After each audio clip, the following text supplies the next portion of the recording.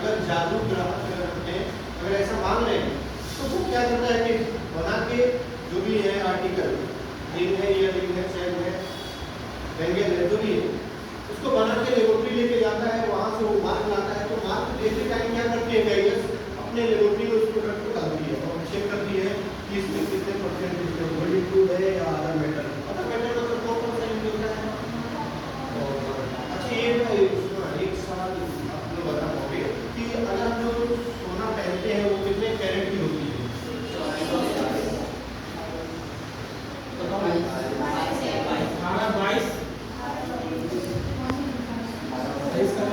23 का नहीं सुना है, 14 का है। अब तो 9 का भी परमिशन दे दिया है भारतीय मार्केट ब्यूरो ने। महंगाई को देखते हुए 9 कैरेट के गोल्ड को भी मार्केट ने परमिशन दे दिया है कि आप अपने बजट के हिसाब से बना सकते हैं।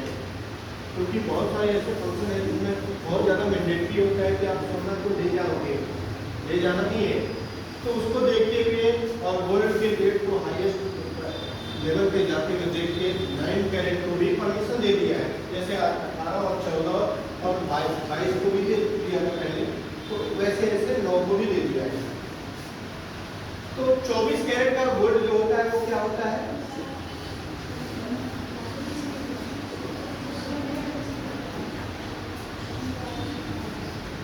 वो तो मुझे पता है कि बिस्किट होता है, लेकिन वो कैसा होता है?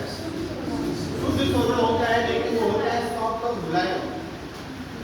उसका हम कोई आकार देंगे तो क्या हो जाएगा? टूट जाएगा, चिपटा हो जाएगा, मतलब मरमेट का मतलब समझ रहे हो, सिकुलर, तो सिकुलर बन जाएगी। इसकी वजह से उसमें क्या होता है, अगर धातु, अगर मेटल यूज करते हैं जैसे तांबा, पीतल, चांदी, तो जैसे जैसे उसमें तांबा पीतल का हम यूज बढ़ाते हैं उसके उसमें कैरेट उसकी घटती जाती है। जितना हमने अदर मेटल यूज किया उसकी कैरेट घटती गई, थोड़ा सा उनकी 22 हो गई और थोड़ा यूज किया तो 20 हो गई, उससे 18 हो गई, 14 हो गई। तो BIS का ये रोल भी बताया था कि कैसे लेबोरेटरी में जाती है, बताया था नहीं? याद है?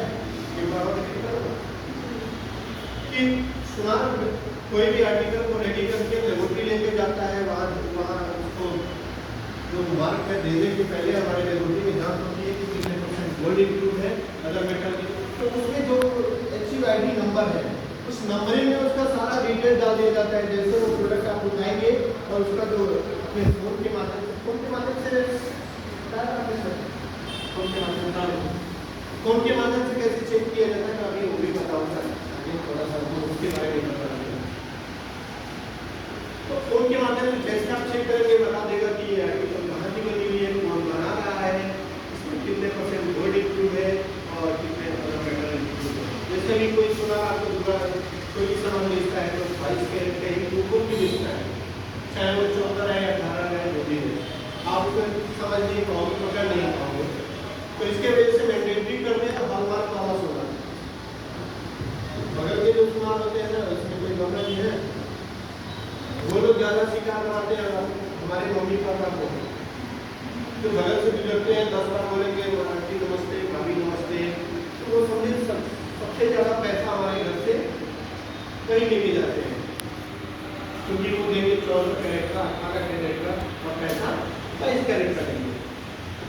तो दूसरा मार्क था ये हमारा BIS का, वो बताया। और तीसरा मार्क क्या है, इलेक्ट्रिक के हर आइटम पे कभी मार्क आपने देखा होगा, एट बनाया है, ब्लू और रेड से R नंबर 8 बना दिया। ये जो मार्क है ये देखा है कभी? इन्वर्टर UPS पे देखा होगा, फोन के पीछे जो पट्टी चिपकी रहती है उससे देखा होगा, चार्जर पे देखा होगा, देखा है? ये BIS का मार्क है। अगर ये मार्क अगर है उसमें R नंबर है, अपने फोन के माध्यम से अगर चेक करोगे तो पता देगा कि कहाँ की बनी है, कौन बना रहा है, इसके पास लाइसेंस है। कभी कोई चार्जर नहीं फट जाता है, वो घरेलू उपकरण है, किसी घर में बनता है। छोटी मोटी अगर किसी के पास रूम है, अगर उसके पास सारा वो जिसमें मेटल है अंदर वाला, तो वो क्या करता है, सेम हाथ ले आके खुद ही बनाना शुरू कर देता है, एक स्टिकर चिपका के बेचना शुरू कर देगा, तो वैसे ही उपकरण करते हैं। तो ये क्या होता है कि ये गवर्नमेंट जो है वो अपना एक मार्क बनाई है कि अगर जिस लेबोरेटरी में अगर हमने जांच किया है वो प्रोडक्ट अगर आपके साथ अगर किसी प्रकार की क्षति या नुकसान होती है तो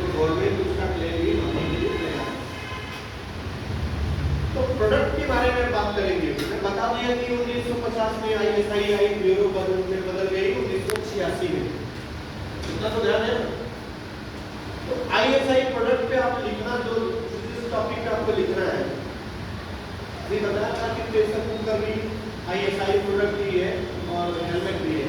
हेलमेट का यूज कोई बता पाएगा क्या? हेलमेट का यूज हम क्यों करते हैं? कोई ये बता दो भैया, बताओ। एक्सीडेंट में, दुर्घटना की वजह से। Thank you. तो ये देखिए गवर्नमेंट 10,000 रुपये आपको क्यों दे रही है?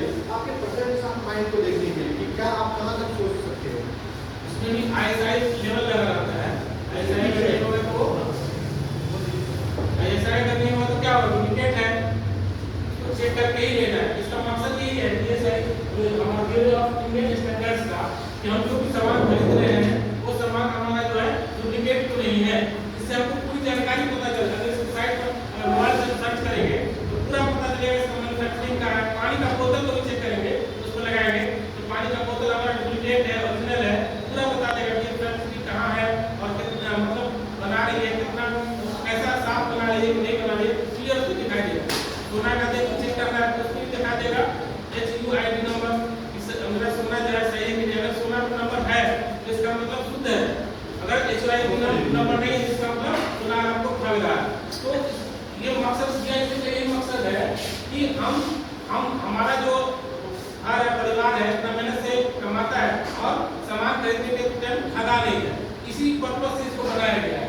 ब्यूरो ऑफ इंडियन स्टैंडर्ड का मेन मकसद यही है कि हम जो सामान खरीदते हैं इतनी मेहनत से पैसा हमारे घर में कमा के खरीदते हैं हम ठगा नहीं। ज़्यादातर सोना में अभी बहुत ज़्यादा उसमें ये हो रहा है क्या कहते हैं उसको बार्गेनिंग हो रहा है, उसमें ठग रहा है।